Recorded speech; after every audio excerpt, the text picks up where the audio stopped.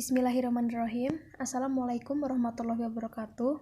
Kami dari kelompok pemateri semantik 2 yang terdiri dari Geza Alfarizi dan saya sendiri Lutfiana Iksanti akan membawakan materi semantik 2 yang membahas tentang perubahan makna, medan makna, dan juga komponen makna. Materi pertama yaitu perubahan makna. Definisi perubahan makna. Perubahan makna atau juga bisa disebut pergeseran makna, pengembangan makna, atau penyimpangan makna merupakan evolusi penggunaan kata. Biasanya hingga tahapan makna modern menjadi sangat berbeda dari makna aslinya. Dalam linguistik diakronis atau historis, perubahan makna merupakan perubahan pada salah satu makna sebuah kata. Setiap kata memiliki beraneka makna dan konotasi yang dapat ditambah, dikurang, atau diubah sepanjang masa, sehingga kognat lintas ruang dan waktu dapat memiliki makna-makna yang sangat berbeda. Faktor-faktor penyebab perubahan makna. Yang pertama, perkembangan dalam bidang ilmu dan teknologi. Perkembangan dalam bidang ilmu dan kemajuan teknologi dapat menyebabkan terjadinya perubahan makna suatu kata. Sebuah kata yang tadinya mengandung konsep makna tentang sesuatu yang sederhana tetap digunakan walaupun konsep makna yang dikandung telah berubah akibat pandangan baru tentang suatu ilmu dan perkembangan teknologi. Contohnya, kata juara. Dulu bermakna orang yang memimpin penyambungan ayam, namun kini bermakna orang yang mendapat peringkat dalam perlombaan. Yang kedua yaitu perkembangan sosial dan budaya. Perkembangan dalam aspek sosial kemasyarakatan dapat menimbulkan terjadinya perubahan makna, sama halnya dengan yang terjadi sebagai akibat dari perkembangan dalam bidang ilmu dan teknologinya. Sebuah kata yang mulanya bermakna A, kemudian berubah menjadi makna B atau C. Jadi, struktur katanya akan tetap sama, namun konsep makna yang dikandungnya telah berubah. Misalnya kata saudara, pada bahasa Sanskerta yang bermakna seperut atau satu kandungan. Namun kini kata saudara, walaupun masih dipakai dalam arti orang yang lahir dari kandungan yang sama, seperti pada kalimat, saya mempunyai seorang saudara yang jauh di sana, tetapi dipakai juga untuk menyebutkan atau menyapa siapa saja yang dianggap berstatus sosial yang setara. Yang ketiga, perbedaan aspek pemakaian. Kata-kata yang menjadi kosakata dalam kehidupan dan pemakaiannya sehari-hari akan terbantu dari bidangnya dan dipakai dalam bidang lain atau menjadi kosakata umum. Oleh sebab itu, kata-kata tersebut memiliki makna baru atau makna lain di luar makna orisinilnya. Contohnya, kata menggarap, yang bersumber dari bidang pertanian, dengan segala ragam derivasinya, seperti terlihat dalam kalimat menggarap sawah dan petani menggarap. Saat ini banyak dipakai dalam bidang lain yang maknanya mengerjakan, seperti yang tampak dipakai dalam kalimat menggarap naskah drama dan menggarap skripsi. Dari contoh yang telah dikemukakan tersebut, dapat dikatakan bahwa karena kata-kata itu dipakai dalam bidang lain, kata-kata itu jadi mempunyai arti yang tidak sama dengan makna dalam bidang aslinya.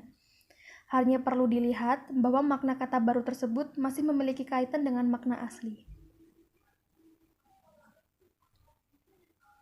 Yang keempat yaitu adanya asosiasi. Di sini, makna baru muncul lalu berkaitan dengan hal atau makna lain yang berkaitan dengan kata tersebut. Contohnya, kata amplop yang berasal dari bidang administrasi. Makna awalnya adalah sampul surat. Selain dapat dimasukkan surat, dapat pula dimasukkan benda lain yaitu uang. Asosiasi antara amplop dan uang berhubungan dengan wadah. Yang kelima, adanya pengembangan istilah. Salah satu cara dalam pengembangan atau penyusunan istilah baru, yakni dengan menggunakan kosakata bahasa Indonesia dengan jalan memberi makna baru, baik dengan meluas, menyempit, maupun memberi arti baru. Misalnya kata sandang, yang awalnya bermakna selendang, ini telah diangkat menjadi istilah untuk makna baru yaitu pakaian. Jenis-jenis perubahan makna. Yang pertama yaitu meluas, yaitu pada awalnya hanya memiliki makna karena beberapa faktor sehingga menjadikannya memiliki makna-makna lain. Contohnya, kata saudara, kata bapak, kata baju. Dulu hanya bermakna pakaian sebelah atas saja, tetapi sekarang bukan saja bermakna pakaian dari pinggang ke atas, tetapi juga topi, dasi, celana, sepatu. Makna-makna yang ada masih ada hubungannya dengan makna aslinya atau poliseminya. Yang kedua, menyempit, yaitu gejala pada suatu kata yang awalnya memiliki makna yang luas, kemudian hanya terbatas pada sebuah makna saja. Contohnya kata sarjana, yang dulu hanya digunakan untuk menyebut orang yang cerdik, pandai, tetapi sekarang digunakan untuk menyebut orang yang sudah lulus dari perguruan tinggi. Kata pendeta yang dulu bermakna orang yang berilmu, tetapi sekarang hanya bermakna guru dalam agama Kristen, dan lain sebagainya. Yang ketiga yaitu perubahan total, yaitu berubahnya makna dari makna asli, walaupun masih ada kemungkinan persamaannya tetapi jauh sekali. Contohnya, yaitu kata seni dulu hanya bermakna air seni atau urin, tetapi sekarang bermakna sesuatu yang indah atau berkaitan dengan kreativitas. Kata pena dulu hanya bermakna bulu angsa, tetapi sekarang bermakna alat tulis bertinta. Kata canggih dulu bermakna sesuatu yang jelimet atau ruwet, tetapi sekarang bermakna sesuatu yang jelimet tentang masalah teknologi.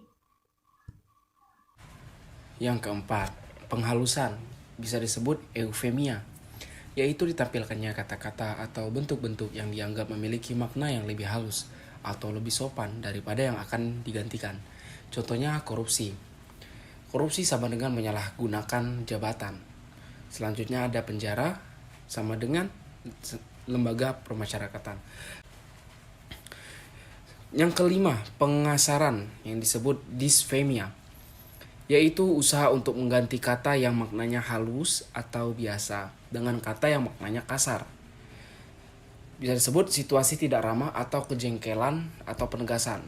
Contohnya, mengambil sama dengan mencaplok. Kemudian memasukkan ke penjara sama dengan menjebloskan ke penjara. Nah, kata yang bernilai kasar tapi sengaja digunakan untuk memberikan tekanan tanpa terasa kasarnya. Di sini ada contoh lagi, menggondol sama dengan anjing menggondol tulang. Kemudian sama dengan lagi, timnas berhasil menggondol Piala Asia.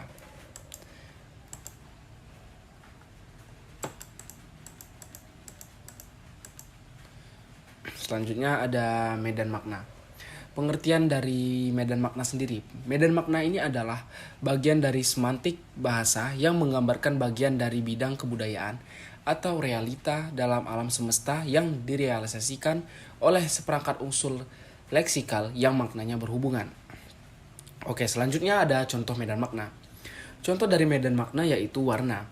Warna merupakan medan makna karena mempunyai hubungan di bawahnya seperti merah, kuning, hijau, biru, dan seterusnya yang berkaitan dengan warna.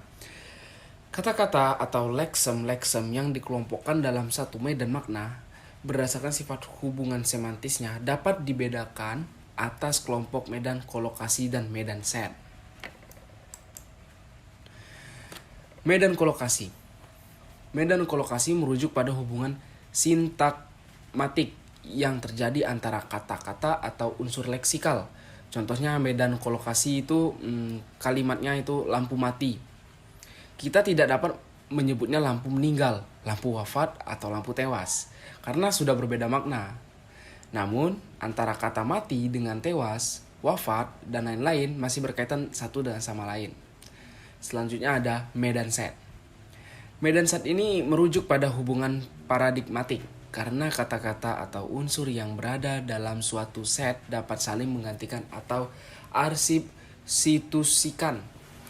Contohnya dari kata medan set itu ada kata remaja. Kata remaja merupakan tajap pertumbuhan antara kanak-kanak dengan dewasa. Yang kedua ada kata sejuk. Kata sejuk ini adalah kata yang suhu di antara dingin dan hangat. Selanjutnya ada komponen makna. Komponen makna ini berisi definisi. Definisi komponen makna. Komponen makna atau komponen semantik atau bisa dibilang semantic feature, semantic property atau semantic marker mengajarkan bahwa setiap kata atau unsur leksikal terdiri dari satu atau beberapa unsur yang bersama-sama membentuk makna. Makna kata atau makna unsur leksikal tersebut. Analisis ini mengandaikan setiap unsur leksikal memiliki atau tidak memiliki suatu ciri yang membedakannya dengan unsur lain. Selanjutnya ada analisis komponen makna.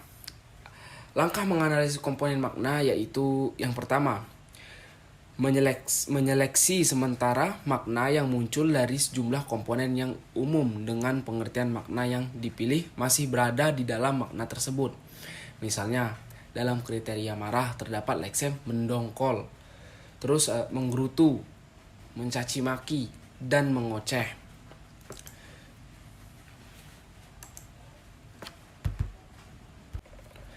Dan yang kedua, mendaftar semua ciri spesifik yang dimiliki oleh rujukannya. Misalnya, untuk kata ayah terdapat ciri spesifik antara insan, jantan, kawin, dan anak. Yang ketiga, menentukan komponen yang dapat digunakan untuk kata lain. Misalnya, ciri-ciri kelamin perempuan dapat digunakan untuk kata ibu. Ibu, kakak, perempuan, adik perempuan, bibi, dan nenek. Yang keempat, menentukan komponen diagnostik yang dapat digunakan untuk setiap kata. Misalnya untuk kata ayah terdapat komponen diagnostik jantan, satu turunan di atas ego. Yang kelima, mengecek data yang dilakukan pada langkah pertama. Selanjutnya yang keenam, mendeskripsikan komponen diagnostiknya, misalnya dalam bentuk matriks. Selanjutnya, contoh komponen makna. Contoh komponen makna dapat dianalisis, dibutiri, atau disebutkan satu persatu berdasarkan pengertian-pengertian yang dimilikinya. Umpamanya, kata ayah memiliki komponen makna manusia, jantan, kawin, dan punya anak. Perbedaan makna antara kata ayah dan ibu hanyalah pada ciri makna atau komponen makna. Ayah memiliki makna jantan, sedangkan ibu tidak memiliki kata jantan. Dan kalian bisa melihat tabel yang ada di bawah ini yang telah disediakan. Dan mungkin penjelasan kami sampai di sini. Terima kasih. Wassalamualaikum warahmatullahi wabarakatuh.